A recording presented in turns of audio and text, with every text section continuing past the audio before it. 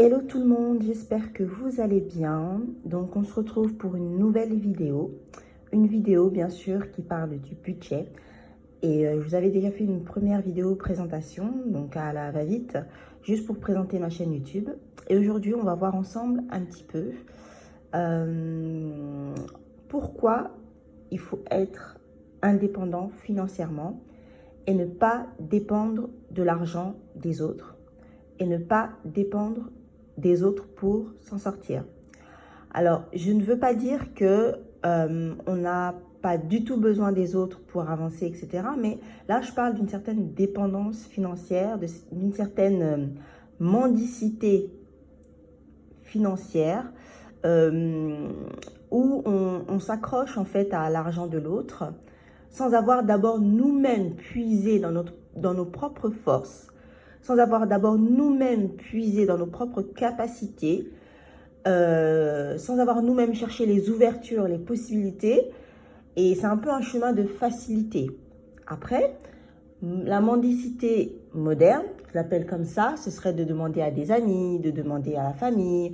T'as pas 1 euro, t'as pas 10 euros, t'as pas 100 euros, t'as pas 200 euros. Des fois, c'est pour payer des factures, des fois, c'est pour manger ou nourrir ses enfants. Écoutez, l'argent des autres, c'est l'argent que l'autre a obtenu avec la sueur de son front. Et je vous assure que de récolter de l'argent qui vient de quelqu'un d'autre qui a souffert pour avoir cet argent-là, je vous assure que c'est pas quelque chose qui va vous faire avancer. Ça ne va pas vous bénir. Ça ne va pas vous permettre de croître financièrement en ayant l'argent des autres dès que vous avez un souci, en fait. Et ce qui fait que les personnes ont du mal à entrevoir des solutions autres que les amis, la famille, s'il vous plaît, donnez-moi de l'argent, s'il vous plaît, dépannez-moi 10 euros, 20, 50, 500, etc. C'est que les gens, en fait, il y a un problème qui vient le départ, le plus gros problème, en fait, c'est il faut savoir anticiper. C'est vrai que des fois, on a anticipé, on a mis de côté, mais il y a des imprévus qui ont fait que on se retrouve quand même dans la mouise au niveau de notre budget. Mais je vous assure que déjà, quand vous anticipez, quand vous faites déjà vos projets à l'avance, dès qu'il y a l'argent, même moi je dirais en fait, c'est même avant que l'argent arrive sur votre compte. Que ce soit de votre salaire, que ce soit votre petite entreprise, que ce soit votre SMIC, que ce soit votre RSA ou autre, avant même que l'argent n'arrive sur votre compte, vous devez avoir un plan clair des choses essentielles et des choses non essentielles dont vous aurez besoin pour le mois. Sachant que les choses qui sont non essentielles, il va falloir les radier, il va falloir les remplacer sans pour autant devoir acheter quelque chose.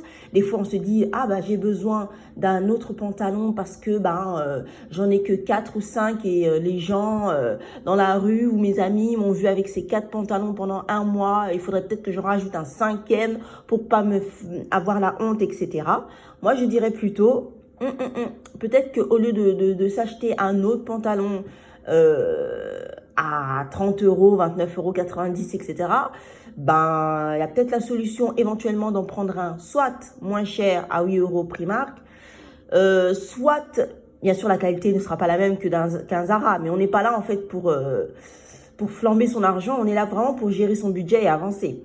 Et faire des choses avec son argent et ne pas stagner et demander aux amis à la fin du mois. Non.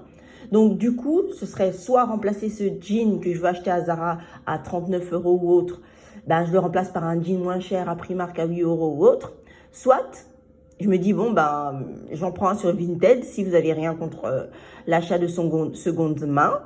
Hein, et c'est pas acheter sur Vinted pour acheter plus cher. Hein, c'est voilà, acheter un pantalon moins cher. Donc, dans la mesure du possible, moins de 8 euros.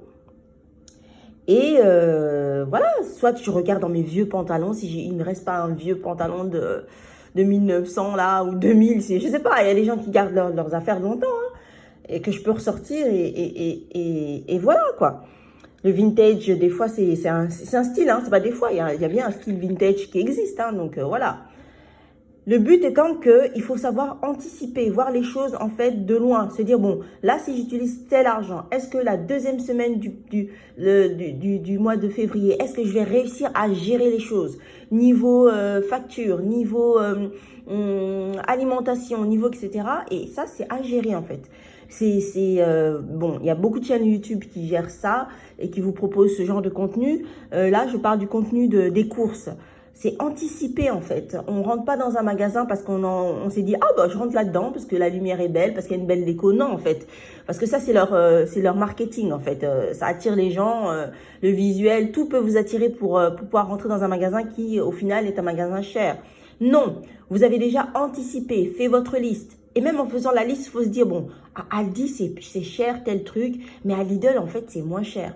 Et puis des fois, on se fait avoir. Des fois, il y a des choses qui sont plus chères à Lidl et moins chères à Carrefour. On sait pas, mais je parle d'aliments, de choses uniques, en fait. Je parle pas de l'ensemble, parce que Carrefour, c'est que ça reste quand même cher, en fait. Ça, c'est pas un magasin hard discount, donc voilà.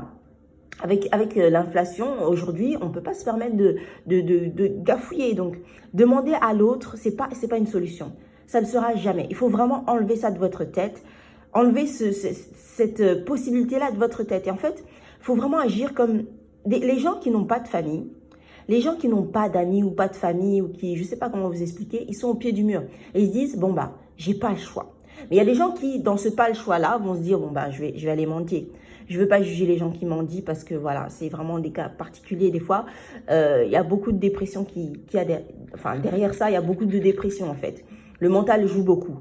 Mais j'ai envie de dire que quand on n'a plus d'autres solutions, on se regarde soi-même, on se dit, bah, il me reste plus que moi en fait.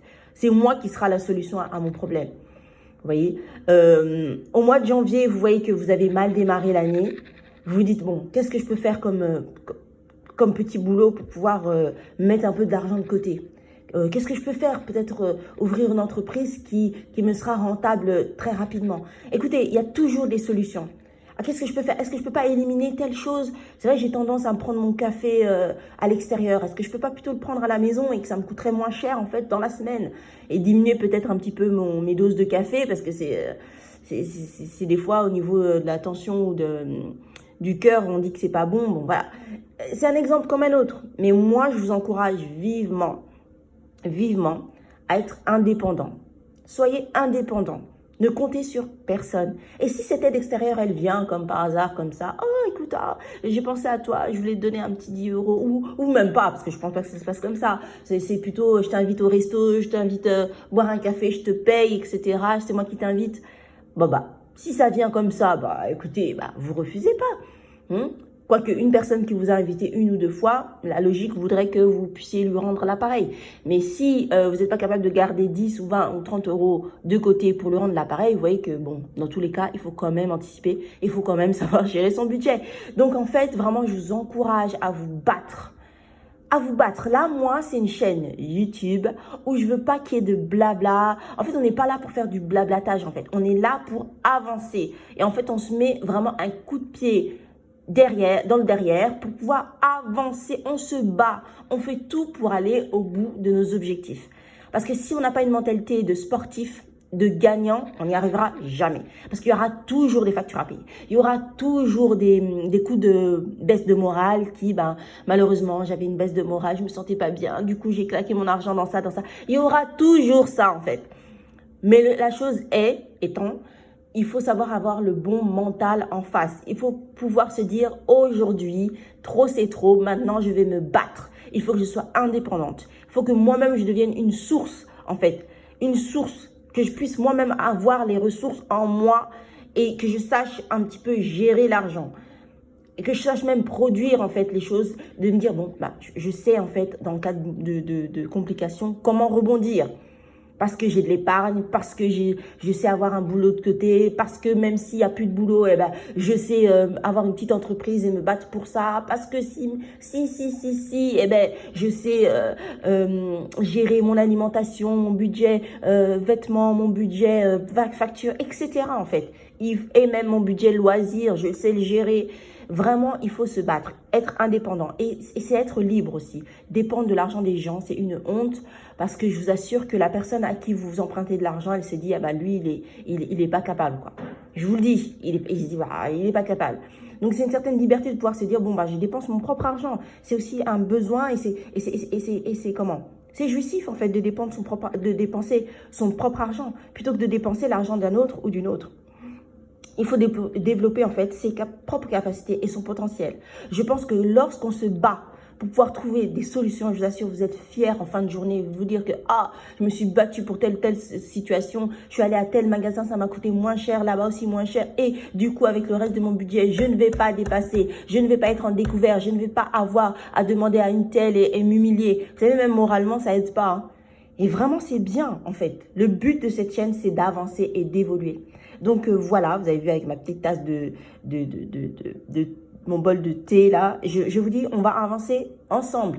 C'est des choses que j'ai déjà mis en place depuis plusieurs mois et je vous assure, c'est la base. C'est la base. Des fois, on veut commencer à gérer son budget, mais déjà, le mental, il n'y est pas, en fait. Il n'y est pas et il faut gérer le mental, il faut gérer les objectifs, c'est déjà dans la tête, il faut déjà se prendre des décisions et pouvoir avancer. Voilà les petits loulous, j'allais dire. Mais en fait, voilà. Les amis, on est dans le bon, on tient le bon bout. 2023, c'est la bonne année de la gestion financière et on va avancer. Voilà pour cette seconde vidéo. Je vous dis à très bientôt. Bisous, bye.